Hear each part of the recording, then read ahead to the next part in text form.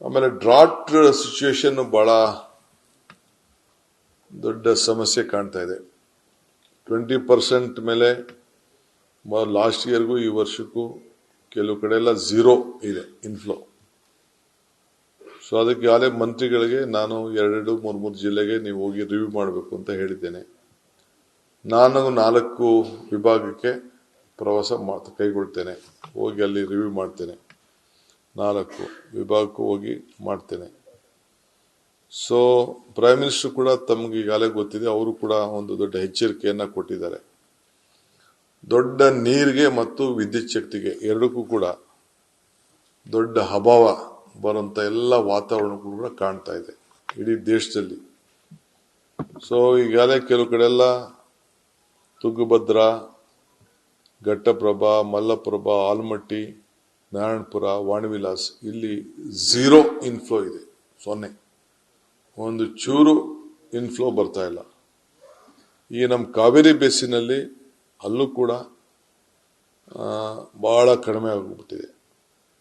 Last time 88 ಇತ್ತು ಹೇಮಾವತಿಗೆ, ಇವಾಗ 40ಕ್ಕೆ ಬಂದಿದೆ. KRS 100 ಇತ್ತು ಲಾಸ್ಟ್, ಇವತ್ತಿಗೆ 22ರಲ್ಲಿದೆ. ಕಬಿನಿಲಿ 79 ಇತ್ತು, 26 ಇದೆ.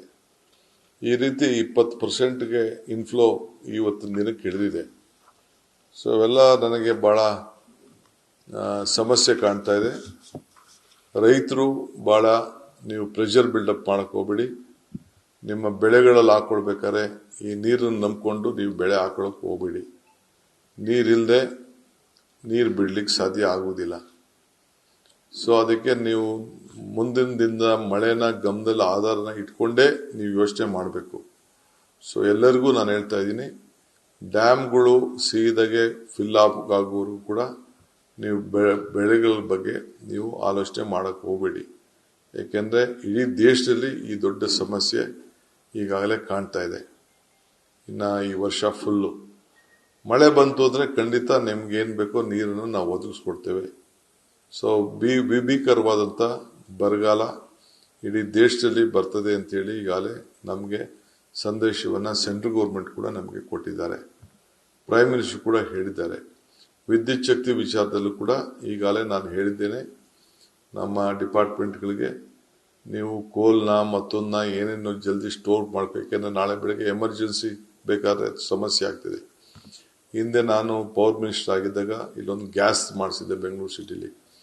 ಅದು ಕೂಡ ರೆಡಿಯಾಗಿ ಇಟ್ಕೊಂಡಿರಿ, ಅದಕ್ಕೆ ಏನೇನು ಸಂಬಂಧಪಟ್ಟಂತದ್ದು ಅಂತ ಅಲ್ಲೂ ಕೂಡ ಹೇಳಿದ್ದೇನೆ. 340 ಮೆಗಾವ್ಯಾಟ್ ಗ್ಯಾಸ್ ಪ್ಲಾಂಟು. ವಿದ್ಯುತ್ ಶಕ್ತಿ ಬೆಲೆ ಜಾಸ್ತಿ ಅದಕ್ಕಾಗ್ಬೋದು ಗ್ಯಾಸ್ಗೆ. ಅದಕ್ಕೆ ನೀವು ಮುಂಜಾಗ್ರತವಾಗಿ ನೀವು ಎಲ್ಲ ಸಿದ್ಧತೆಗಳನ್ನ ನೀವು ರೆಡಿ ಮಾಡ್ಕೊಂಡಿರಿ. ಯಾಕೆಂದ್ರೆ ನಮ್ಮ ಹೈಡಲ್ ಅಲ್ಲಿ ನಮ್ಗೇನು ಇನ್ಫ್ಲೋ ಬರಬೇಕಾಗಿತ್ತು ಆ ಇನ್ಫ್ಲೋ ಬರ್ತಾ ಇಲ್ಲ.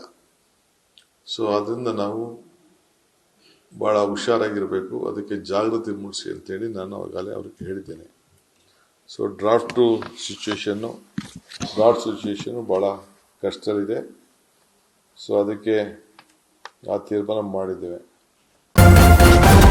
ನ್ಯೂಸ್ ಫಸ್ಟ್ ನಿರ್ಭೀತಿಯಿಂದ ನಿಮ್ಮ ಪರವಾಗಿ.